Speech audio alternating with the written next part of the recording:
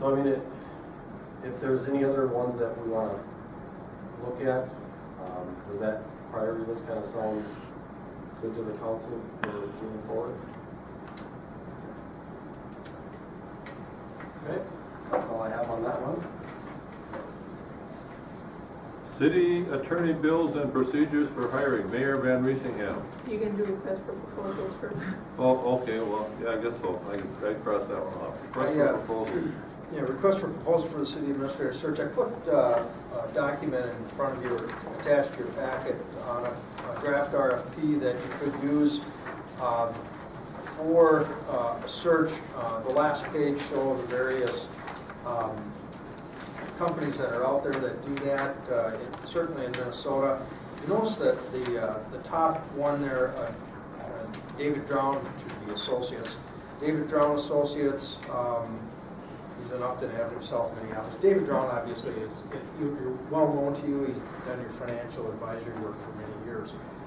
He has a relationship with the National Joint Powers Alliance, or NJPA. It's where we get insurance through. And his fee is actually half price to us. I mean, he bills the NJPA half and we get half. I mean, that's how it works. And NJPA just has that relationship with him.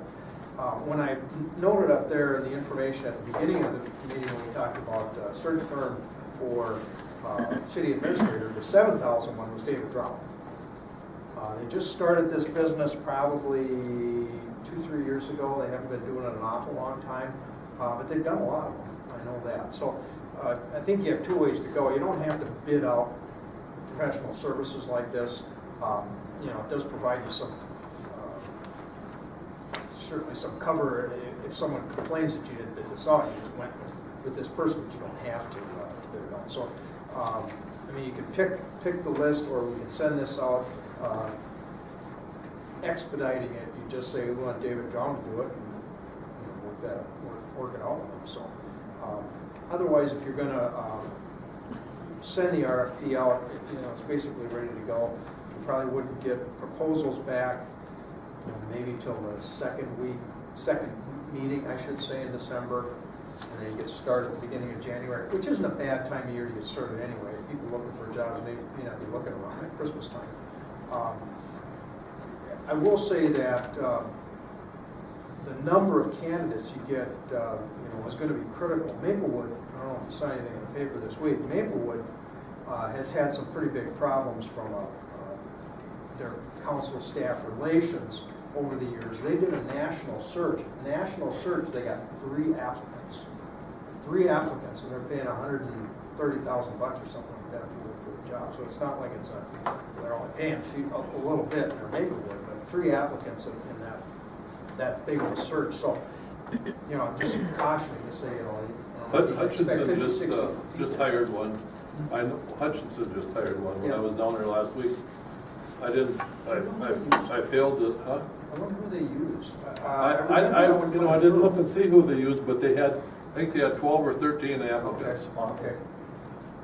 But most of them come from close to Hutchinson, the southern part of the state down there. Yeah, and get them out of Well, it's a little tough. Anyway, I'm just saying, either you can, it seems to me you can either do the RFP, send it out to the people, get them back here for your second meeting in December, or you can, seems to me, you can talk to David Drown, correct me if I'm wrong, obviously, Tony, but for a professional service like that, I don't think you have to go out for bids, but I mean, it just provides you cover if somebody complains that, well, you just pick that person. If you're going to go with a low price, David Drown's going to be the lowest. There's no doubt in my mind.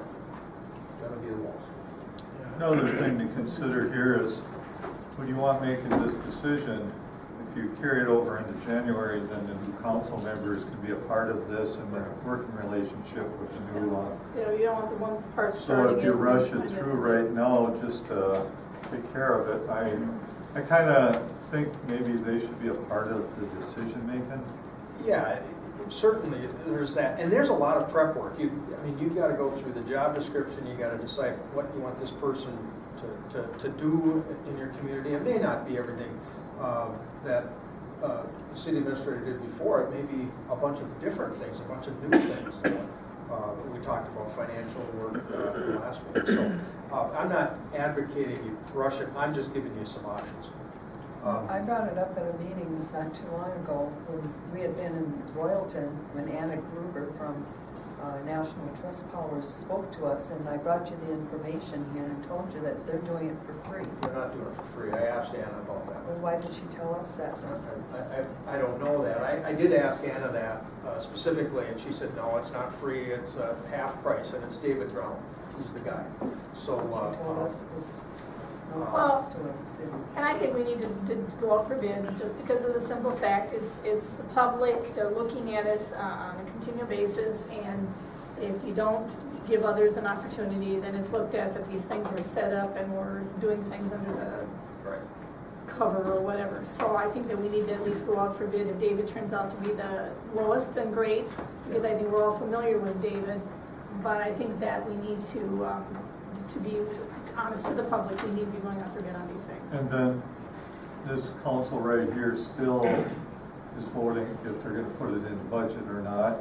So in essence, they're actually voting for approval here, and then the council comes in and hires a person. Sure. So it all works out. Yeah, it's gonna be a while, so Yeah. that's great. And, you know, I don't think it's not on your regular agenda, is it? I don't know if you want to approve it and then direct me to, you know, send it out. I'll put it in the league also, they've got RFPs in there, so other companies that we may not send to can, should you give us a proposal?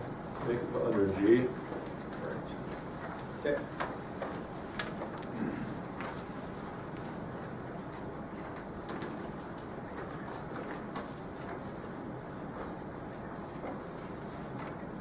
That's all I have, Mr. Chairman.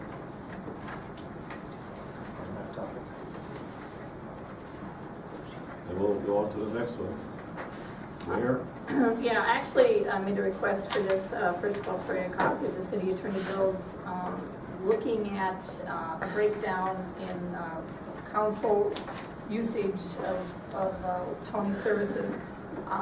According to city charter, the council has the authority and the right to go to the city attorney on city business. It can't be anything personal, it has to be city related. And so there should be, you know, no beef about that. I know one of the things that did come up through some discussion on the KLTF radio was that I had actually charged over $3,000 using Tony's services on an issue, and I would, and one of the reasons why I requested a copy of that is for that very reason, to see that. But one of the biggest things is, once again, is the process and the procedure on hiring a city attorney. And you know, when I first came on board, we had an attorney, and I don't know how long Vogel had been here, 20-some years potentially. And at that time, the city council just put Tony in. It didn't go out for bid. And since then, we've never done it. We've never gone out for bid to see if there's any other attorneys in the community that potentially would like to provide this service to the city. And I believe Tony's hourly fee is $150 an hour, is that correct? And is there also a secretarial fee at this point that you're that's being charged? I don't know. have to charge that.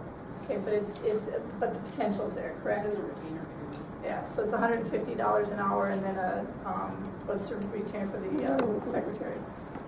I don't know, I don't think I've ever charged. Lori? I don't know. I don't know because I don't know. it's never been charged. Okay, so that process that is there, and I guess what I would like to see is that we go out for bid when we do a search for a city attorney. There again, just because the council needs to be up and up, we need to be showing the public that we are giving other citizens in this community, other businesses, an opportunity to vote on an issue by the city to hire their services. And so I guess I would like to see us adopt that process, and the next time we go for a city attorney that we do that. Okay. We already hired her for next year. Yeah, that's fine. We've got new council coming in. I was just explaining the procedure to them. City council mayor's role. Mayor, you're up. There you go. There's been some confusion on that. There's this supposed senior council. There is not a senior council. I would like to explain to the new council that's coming on that the mayor or chair, nobody has any more authority on this council than the other person. We all have one vote. I have no, that I can beat you guys up, or I can go out and I can do above anything that you guys do, because nobody can do anything without the group. We vote as a one whole, and so there is no senior council. Look at the city charter to see what the roles are for council and the mayor. We did last year, Mr. Isoka's recommendation that the chair and mayor would sit down with the city attorney and put together an agenda. I don't. Administrator. Sorry, city administrator, and put together the council agenda. We agreed to that. I don't really know if that's necessary. I believe that if we are working well with our city administrator, that the administrator, and looking through the charter, that was one thing that the administrator was supposed to be doing, is putting together that agenda. It's difficult for myself and Don to meet with Dan when Dan can meet back and forth. But as a council, you have that right to contact the city administrator, get any item that you want on the agenda. It does not have to be something that just the council chair or the mayor has. So I just want you to know that. That process is in place. I would like to see that process gone. I would like to see it go back to the fact that the city administrator sets up that agenda, that we trust that person to do that, and that the council then feels free to go to the administrator, and that there's not a supposed senior council, because there is no such thing. So just to let the you guys coming in, and those that are on the council now, because that has been an issue the last year. I've heard a lot that there's some of us that knew more than the others, and that's not true. So just to let you guys know that. City surplus. City surplus, going door to door, receiving phone calls. There are, I wanted a list of all the city surplus that has been listed for sale. Rumor going around this community is that there are items such as a lawnmower that has been sold to a brother of an employee that never went to city surplus. A merry-go-round, actually 2 merry-go-rounds. What I would like to know is what happened to those merry-go-rounds that were taken away from the parks. Are they sitting in a junk pile somewhere? If they were junked out, so to say. But what I'm hearing is that there was an individual in the community that bought those for $100 each and then sold them to somebody else in the community. I talked to a person who's a sister of the woman who actually got the item, and it is in her backyard, and it never went for a city surplus. So I would like basically information on that, and I brought this up before. I brought it up to Jerry many times. Nothing was ever done about it. So I'm bringing it up publicly, that we need to be keeping an eye on the items that are in the city, because we don't want city employees walking away with these things, or even the idea of people thinking that city employees are doing this, because it's wrong. And I think we need to be keeping a better eye on it. Can I ask you a question? Sure. Are the Dewey Radke items still in the barn, the Dewey Radke barn? I would have to, I don't know, Brian, I would have to believe they are, unless city staff has removed them. There's a lot of stuff in the barn, Yeah. whether or not it's really doing house, I don't know, there's a lot of stuff in there. Because people are still waiting for that to come for sale. Yeah, and that's gonna have to be a council decision. I hope they do it quickly and get it done. The longer it sits, the more it's going to deteriorate. Right. Golf course, Mayor. Okay, I tried talking a little bit about that, and I want it to be written in the minutes that I have brought this up again. A couple years ago, I talked with Gary Paulson, who used to do the city audit, and he recommended we do a golf course audit, that somebody who actually audits golf courses to see what's going on there and why there is a loss of funds. I wanted a list of all of the upgrades to the golf course. I ran across some people, especially those that live across the road from the golf course, that said that the fairways are in poor shape. Things are being done there, and they're very disappointed in the golf course. I don't even know what the heck a fairway is. So there again, just to let the staff know that somebody is keeping an eye on all that, and that the public is talking, and they're wanting answers. Mr. Mr. Klinker, what do you think of the fairways? I think they're great, I've had, except I can't hit them. Or stay on them? no, I don't know. So anyway, that's it. Snow removal, Councilman Crowder. A number of local businesses downtown, business owners have called me. This recent storm really was a detriment to the downtown as far as shoppers. And I would just like, and I noticed there was a letter issued from Deb Bowles in regards to protocol and it should be in a timely manner. I would think that the downtown area should be one of the first to be removed for it, so we don't have a liability if people fall in. It is one of the first to be plowed, not necessarily one of the first. It's the only place we remove it, but we plow all the streets first, then we remove it.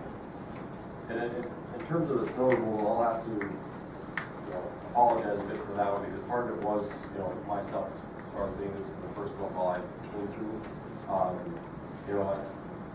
I thought I was pushing the guys as hard as I could in terms of the hours that they were working. But after hearing some of the backlash from the residents and the owners, I obviously got to push them harder than that to get it done. There were a number of things that came into play that particular week, as well as where we piled the snow. It wasn't completely frozen, yes, we couldn't pile the snow that much there, so after talking with Peter, we had decided that Thursday was going to be the best day to do that, but we will get it done sooner than what we have in this last time. Well, the downtown businesses are suffering anyway, and we want to encourage as much business as possible. We need our businesses downtown. And, So what's the deal with as far as notice? You have to publish 24 hours before too? We have to, On the radio and, out of courtesy, we do. It's not necessarily 24 hours, but out of courtesy, we publish as soon as we want. And then we let our contractor know. They like to know early in the morning so they can get their guys scheduled for that night.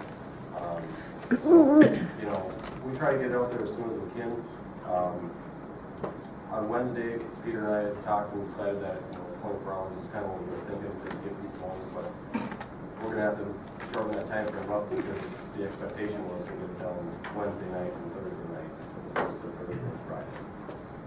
Mr. President, great, I would like to, I guess I was just wondering, because I was downtown shortly after, I suppose 3 days after the snow, because I wasn't actually in the state when it happened, but when I went downtown in order to go to the black and white, the snow was out so far this year. I guess I've never seen it out as far.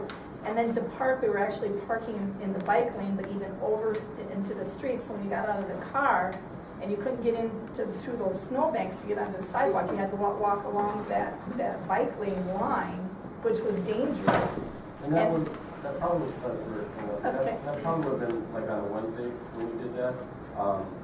Thursday night they did do one round to clean that up, but the requirement from the property owners is to get it off of the sidewalk because our equipment can't go on there. So they push it into the curb line and that's what pushes it out.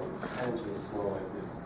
It is a lot of snow, and that's where it ends up. So yes, it did go quite a way down. Okay, second question. I was driving down, it was actually Edmund Drive, and there was snow where it's kind of melting and it's already starting where it's getting hard to drive through, and a city plow was turned off from Prairie Drive, turned on the Edmund, and just drove over all of that, and then went into the Sunrise Edition. Could he have dropped a plow and removed that? I mean, clean that off, or is that not a part of? Well, the plow isn't necessarily going to take off the ice. It was snow yet. If the snow, it could take that off. I know I did have one of our street guys run the blade up through there and run up specifically on Edmund to get that off. When I drove through there, it was icy as well. That's difficult to drive. I haven't been there on that street probably about 2 or 3 days, so I'll take a look at it again. But if it does, I'll have them run the blade up through there. And I did receive some complaints about avenues not being cleaned in a timely manner, and then it froze up and it got really hard, ruddy. Couldn't drive on it until it's plowed.